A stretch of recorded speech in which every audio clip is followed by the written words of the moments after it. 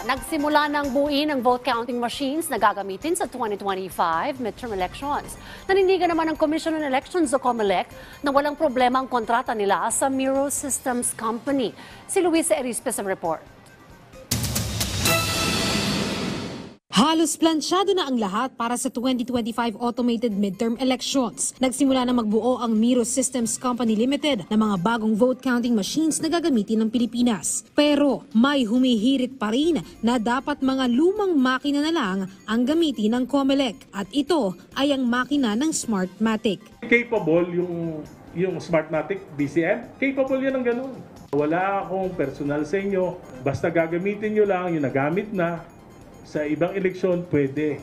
Sabi ni dating Congressman Edgar Erice, i-refurbish na lang ang mga makina ng Smartmatic. Kontrawaldasaan niya ito dahil nasa 12 billion lang ang magagastos dito kumpara sa 18 billion na kontrata sa Miro. Kumpiyansa naman si Erice na may sapat na oras pa para gawin ito ng COMELEC bago mag-eleksyon.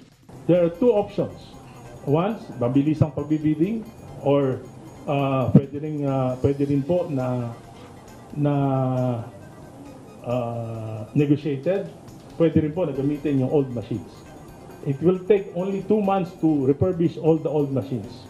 Pero ang COMELEC nanindigan lang na walang problema sa kontrata nila sa Miro. Sabi mismo ng chairman ng komisyon, handa silang patunayan ito sa Korte Suprema kung saan naghain din ng petisyon si Erice. Hindi po ba nagsibuyas ang inyong commission election? We decided we will not file a motion to cite him in contempt. Because sa ating paniniwala, this is a free country. Everybody or anybody can say their piece.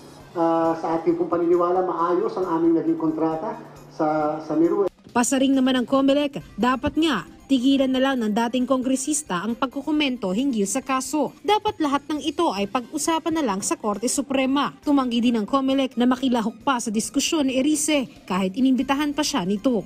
Hindi po tayo pwede magsalita patungkol sa kontrata na pinasok ng COMELEC at saka ng Miro System at ang kanyang joint venture partners. Yun ay sapagkat nirespeto po ng Commission on Election ang issue po ng sub-judice. The first person that should have respected the exercise of jurisdiction of the Supreme Court should be the petitioner.